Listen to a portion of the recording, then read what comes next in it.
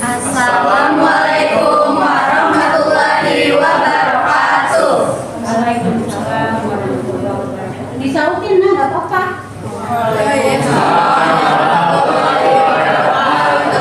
Jadi di sini kita kelompok 1 akan menampilkan drama cerita rakyat yaitu Jakarta. Izinkan kami memperkenalkan diri dulu. Dari Iqbal. Perkenalkan, nama saya Muhammad Iqbal, berperan sebagai Jakataru. Saya Suci Ramadhania, berperan sebagai Nawang. Saya Ibrahim, berperan sebagai Raja Ajisaka dan juga Arya. Saya Nuraiti Kobusa, berperan sebagai Ratu Dewi Sekar dan Nawang. Saya Bina Ramas Fitria, berperan sebagai Nawang. Dan saya Hanifah Nuraini, berperan sebagai Nirara dan Nawang. Selamat menyaksikan.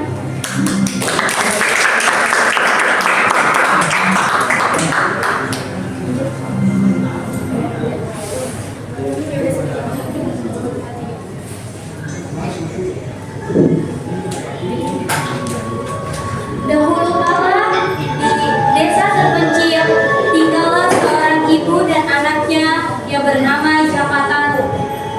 Jakataru sudah ditinggal ayahnya sejak ia masih kecil. Suatu hari mereka sedang bersiap untuk bertani di sawah.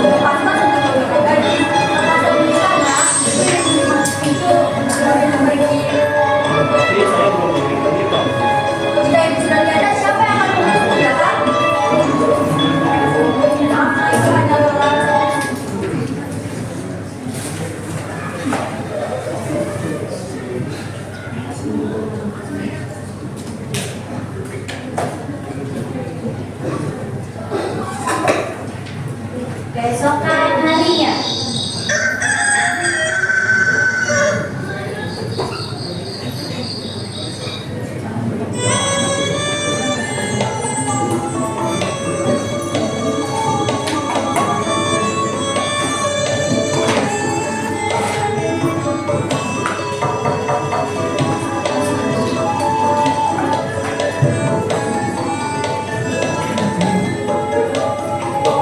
Tumben semuanya ada di sini.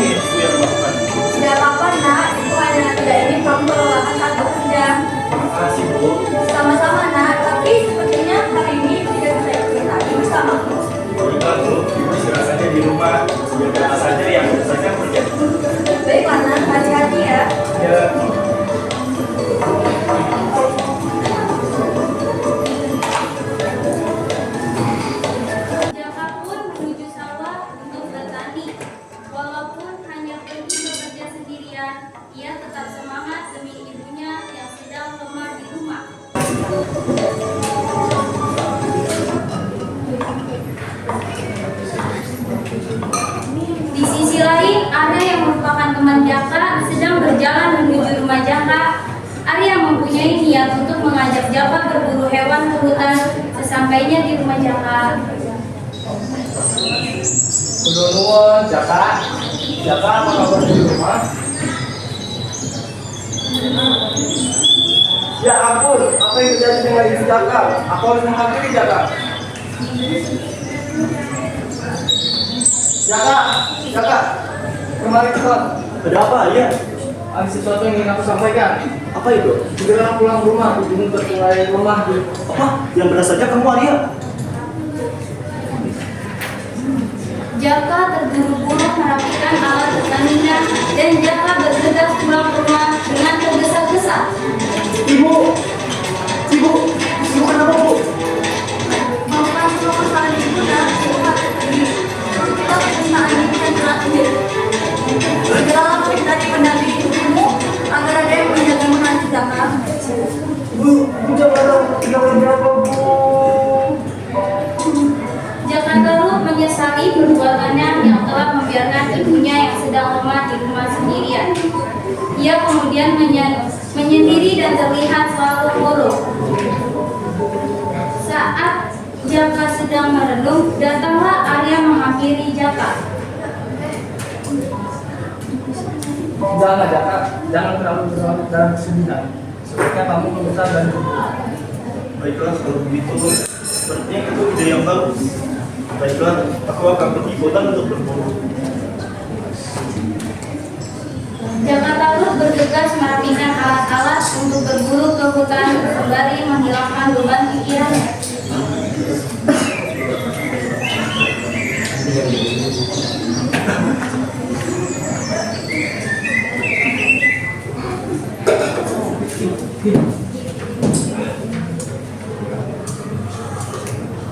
Terlihat dua bidadari cantik telah bangun dari tidurnya, dan mereka merasa sangat jenuh di kayangan. Pagi yang sangat cerah, matahari membandingkanku. Rasanya tadi aku bermimpi, bermungkin pori-poriku seperti tertutup air. Rasanya sejuk sekali. Bagaimana seperti ini? Aneh deh kalau ngomong. Dengan ada itu bisa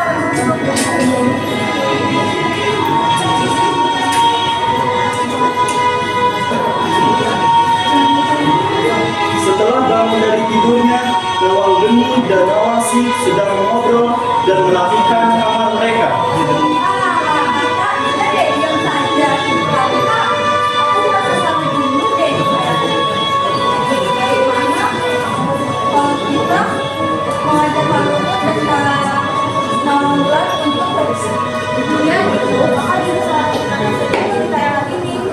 Bagaimana kalau kita mengajarkan awal bulan dan awal ukur itu sama, tapi bagaimana ya?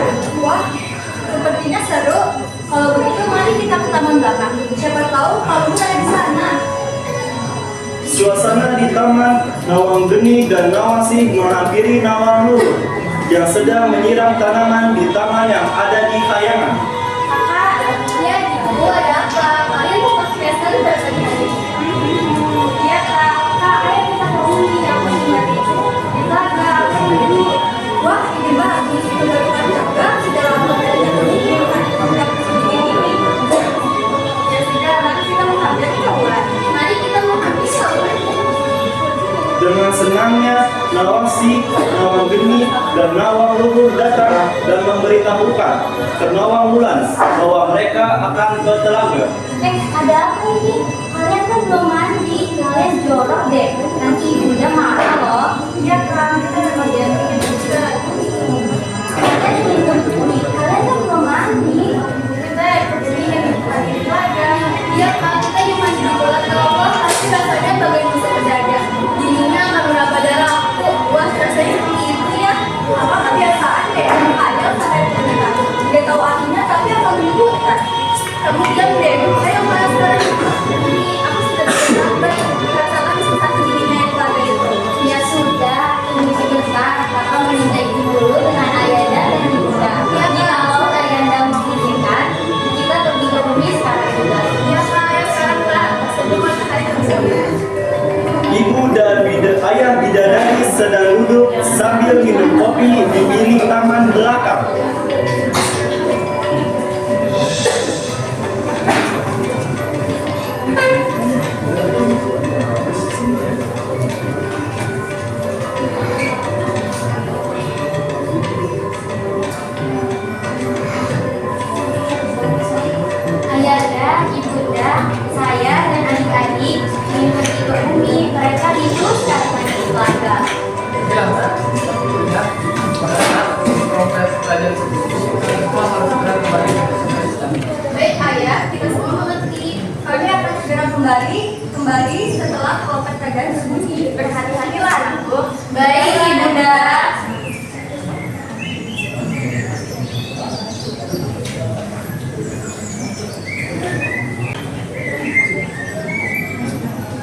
Suatu ketika, Jaka Tarub sedang di hutan untuk menghilangkan kepenatan sambil berburu makan siang.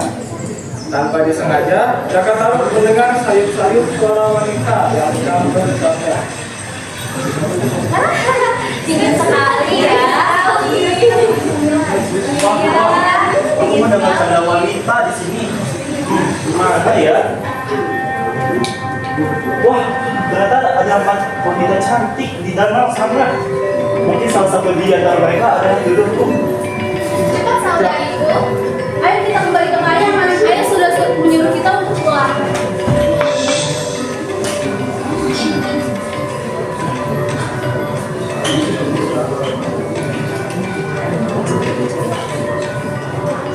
Tapi saudariku, selendang merahku hilang. Aku tidak bisa sembarangan tentang selendang itu. Bagaimana ini? Padahal tadi sana kawan ada di sebelah selendangku. Aku juga sudah mencarinya, tapi tak menemukan juga. Ya, aku juga sudah mencoba mencarinya selendang kawan, tapi tidak menemukannya. Kita harus bagaimana, Kak? Tapi bagaimana denganku di sini? Kita tidak bisa di sini lama-lama. Mungkin sudah takdir kakak untuk tinggal di bumi. Jaga dirimu baik-baik, Kaulan. Selamat tinggal. Tinggal saudariku. Ketika bidadari cantik itu pun meninggalkan Nawang Wulan sendirian. Selendang merah Nawang Wulan masih belum ia temukan. Nawang Wulan merasa kesepian dan menangis di tepi telaga.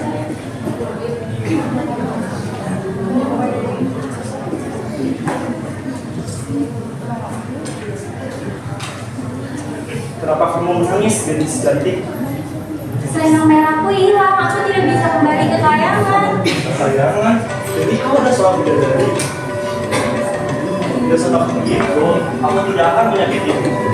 Daripada tinggal di hutan ini sendirian, gimana jika kau ikut masuk? Benarkah? Ya, kau bisa tinggal selama apapun yang kau mau. Pakai lagi. Terima kasih. Ngomong, siapa namamu? Namaku Nawang Wulan. Nama yang bagus, aku Jaka Tarub. Ayo ikuti aku. Dengan senang ya, Nawang Wulan mengikuti Jaka Tarub menuju rumahnya. Ia menerima ajakan Jaka Tarub karena dia tahu harus berbuat apa lagi.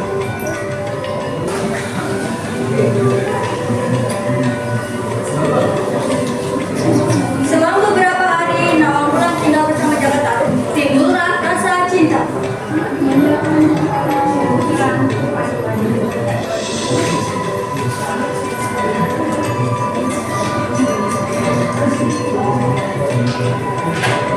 Pada akhirnya, Jaka Tarub pun mengungkapkan rasa cintanya kepada Nawang Wulan dan melamar Nawang Wulan.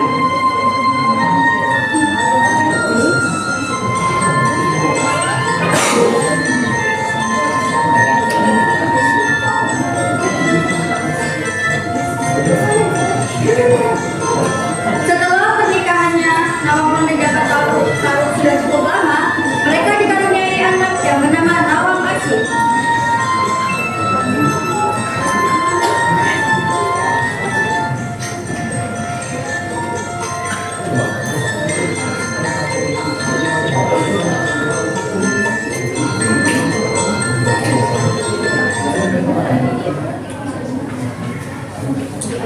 Di sisi lain, yaitu di kayangan, nampak Nawang Rogo dan Nawang Dir sedang merenung dan merasa sedih. Sampai akhirnya, salah satu dari mereka membuka suara. Rasanya sedih sekali. Aku kangen Kaulan. Tapi bagaimana keadaan dia sekarang di bumi? Apakah dia baik-baik saja? Apakah dia memiliki tempat tinggal? Aku sangat menyesal sudah meninggalkan Kaulan sendiri di bumi. Ya, sungguh aku juga merasa menyesal. Andai saja waktu itu aku tidak mengajak kalian untuk berkumpul. Sudahlah, jangan bersedih berlarut. Semuanya telah terjadi. Semoga Kaulan baik-baik saja dan menjadi di bumi. Aku yakin Kaulan pasti bakal berkayangan. Ya, saudaraku. Kalau begitu, mari kita menghampiri Adi. Sepertinya dia sedang asik di kamar.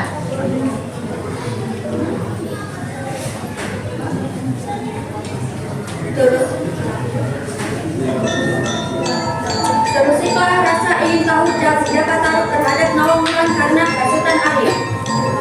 Jaka, apa kamu tidak jaga istrimu? Apa maksudmu? Karena istrimu selalu melarangmu. Jika Bapak yang menyediakan untuk anak. Iya, itu memang benar. Tapi apa masalah? Apakah itu tidak juga? Kenapa beras dulu di sini? Kita butuh kalau tidak digunakan.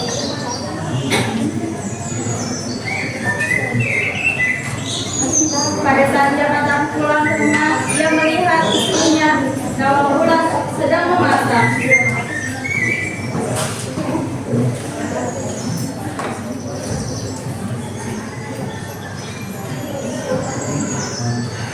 Kulunwon, Adinda. Kamu sudah pulang rupanya. Iya. Mas, aku minta tolong diletakkan ini karena udah dekat sungai ingin mencuci pakaian, Mas. Baiklah. Tapi ingat, Mas tidak boleh membuka tutup ini. Ingat dengan janji Mas ya. Iya, Mas akan ingat dengan janji Mas. Setelah Nawang pergi, Jakarta ingat dengan perkataan temannya. Karena hatinya dipenuhi dengan rasa penasaran, Jakarta pun membuka tutup kukusan yang ada di depannya. Selama ini Adinda Nawang memasak nasi hanya setengah padi. Pantas saja padi di rumah masih banyak. Nawang tiba-tiba datang sepulang dari mencuci pakaian di sungai. Sedang apa kau, Mas? Kang Mas tidak melakukan apa-apa, Dinda. Ada pekerjaan yang harus Kang Mas selesaikan. Kang Mas harus pergi dulu. Setelah Jakarta pergi, Nawang pun membuka isi kukusannya. Pada saat itu juga, Nawang curiga pada suaminya Jakarta karena sampai padi masih tergolek di dalamnya. Tahulah ia bahwa suaminya telah membuka kukusan itu hingga kesaktiannya hilang. Sejak saat itulah, Nawang harus menunggu dan menanti beras dimasak seperti wanita pada umumnya. Karena tumpukan padinya terus berkurang, suatu hari Nawang menemukan selendang di dadarinya.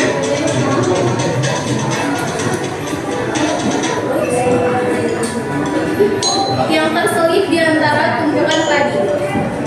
Tahulah ia bahwa suaminya yang telah menyembunyikan selendang itu. Sampai ini Jakarta harus menyembunyikan selendangku. Berkat terus berkurang, aku bisa menemukan yang kembali. Pasti ini berkat Tuhan. Setelah Nawang mengetahui bahwa selendangnya dicuri oleh suaminya, Jakarta Nawang pun memutuskan untuk kembali ke kayangan dan meninggalkan Jakarta dan anaknya.